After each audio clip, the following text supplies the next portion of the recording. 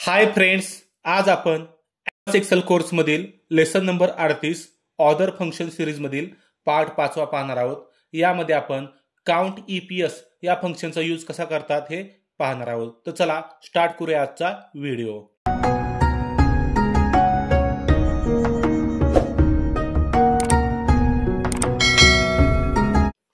तर फ्रेंड्स, पहिल्यांदा पाहूया काउंट ईपीएस या फंक्शनचा उपयोग काय होतो।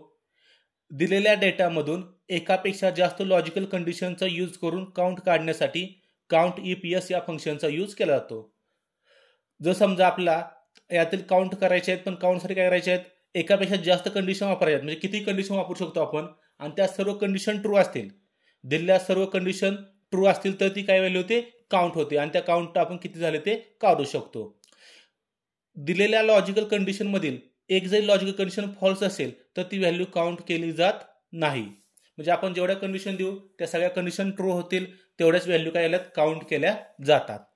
आता हे तुम्ही एक प्रॅक्टिकल एक्झाम्पल मध्ये बघूया, म्हणजे तुमच्या लक्षात येईल। इथं बघा काय दिलंय, मराठीची मार्क अबव 50 आहेत आणि हिंदीची मार्क बिलो 50 आहेत। हे ज्यावेळेस दोन्ही एकत्र येईल, म्हणजे स्नेहलची, आता समजा हा इथं धनुची दिलेत बघा, ही स्नेहलची काय दिलेत अबव 50 आहेत मराठीची मार्क, हिंदीची पण काय आहेत 50 पेक्षा जास्त आहेत, म्हणजे बिलो 50 नाहीत, म्हणजे हे काय होणार का काउंट नाही होणार। ज्यावेळेस इथं बघा स्नेहलचं झालं आहे, इथं मराठीची मार्क 50 पेक्षा जास्त आहेत, हिंदीची मार्क 50 पेक्षा कमी आहेत, हे दोन्ही ज्यावेळेस कंडिशन ट्रू झालेत म्हणजेच हे काउंट काय होणार, हा एक काउंट होणार। असे काउंट आपल्याला काढायचे असतील तर आपण काय करतो, एकापेक्षा जास्त काउंट करण्यासाठी, एकापेक्षा जास्त लॉजिकल कंडिशन यूज करण्यासाठी काउंट ईपीएस या फंक्शनचा यूज करतो। आता इथं बघा मी तुम्हाला प्रॅक्टिकल करून दाखवतो। काय करायचं, is equal to count EPS function type करायचं, आता ब्रॅकेट स्टार्टिंग। आता पहिली काय करायची, लॉजिकल कंडिशनची रेंज सिलेक्ट करून घ्यायची, काय मराठी अबव 50 मार्क, मग हे सिलेक्ट केलं, त्यानंतर कॉमा द्यायचा, पहिली लॉजिकल कंडिशन चा रेंज सिलेक्ट केल्यानंतर लॉजिक कंडिशन टाईप करून घ्यायची, डबल इन्व्हर्टेड कॉमा मध्ये greater than 50, double unit comma complete, logical condition complete झाली म्हणून पुन्हा कॉमा द्यायचा, पुन्हा दुसरी लॉजिकल कंडिशन यूज करायची आहे, मग दुसरी त्याचा जो सेल रेंज आहे ती सिलेक्ट करायची, त्यानंतर कॉमा द्यायचा, पुन्हा डबल युनिट कॉमामध्ये लॉजिकल कंडिशन टाईप करून घ्यायची, less than 50, double unit comma complete आणि ब्रॅकेट कंप्लीट। बघा किती काउंट झालेत, 3 काउंट झालेत, म्हणजे इथे 3 काय आहेत व्हॅल्यू आहेत की मराठीची मार्क 50 पेक्षा जास्त आणि हिंदीची मार्क 50 पेक्षा कमी, ही एक आहे, ही एक आहे 2 आणि ही एक 3 आहे, मग काय आले तर 3 काउंट झालेत। आता इथं आपल्याला काय करायचे आहे, स्नेहल नाव आणि पास, स्नेहल आणि पास दोन्ही असेल तर आपल्याला काय करायचं, काउंट करायचे आहेत। आता बघा कसं करायचं, is equal to count EPS bracket starting, नेमची सेल रेंज सिलेक्ट केली, त्यात कॉमा, डबल युनिट कॉमा मध्ये काय लिहायचं, Snehal, double unit comma complete, त्यानंतर कॉमा द्यायचा, दुसरा सेल रेंज सिलेक्ट करण्यासाठी रिझल्टचा सेल रेंज सिलेक्ट करायचा, त्यानंतर कॉमा द्यायचा, डबल युनिट कॉमा मध्ये लॉजिक कंडिशन लिहायची, काय पाहिजे नाव आपल्याला pass, double united comma complete, bracket complete. बघा 2 आहेत, ही स्नेहल पास आहे म्हणून 1 झालं काउंट, आणि ही 1 आहे म्हणून 2 झाले।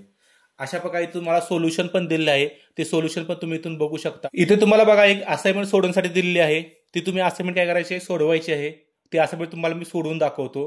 यामध्ये काय करायचे आहे, परचेस क्वांटिटी 50 पेक्षा जास्त असेल आणि सेल्स क्वांटिटी 50 पेक्षा कमी असेल, अशी किती आहे ते काउंट करायचे आहे। मग तुम्ही काय करणार, is equal to count EPS bracket starting, purchase क्वांटिटीची सेल रेंज सिलेक्ट करायची, कॉमा, डबल युनिट कॉमा मध्ये greater than 50, double unit comma complete, comma, त्यानंतर सेल्स रेंज सिलेक्ट केली, त्यानंतर कॉमा, त्यानंतर डबल युनिट कॉमा मध्ये less than 50, double unit comma complete, त्यानंतर bracket complete.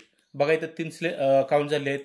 Same इथं मला काय करायचे आहे, राम नेम आणि कीबोर्ड स्टॉक आयटम हे दोन्ही एकत्र असतील असे काय करायचे, काउंट करायचे। मग इथं काय करणार, is equal to count EPS bracket starting, worker name range select केली, कॉमा, डबल युनिटेड कॉमा मध्ये टाईप करणार Ram, double united comma complete, त्यानंतर कॉमा, सेल आयटमची सेल रेंज सिलेक्ट केली, त्यानंतर कॉमा, डबल युनिटेड कॉमा मध्ये की बोर्ड्स टाईप केलं, double united comma complete, bracket complete आणि एंटर बटन प्रेस केला.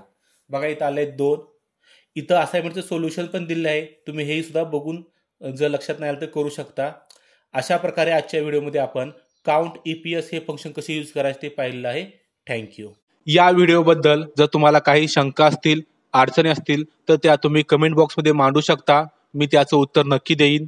तसेच तुम्हाला हा व्हिडिओ आवडला असेल तर याला लाईक करा, तुमच्या मित्रांसोबत शेअर करा आणि आमचे नवीन व्हिडिओ पाहण्यासाठी या चॅनलला नक्की सबस्क्राईब करा. थँक्यू.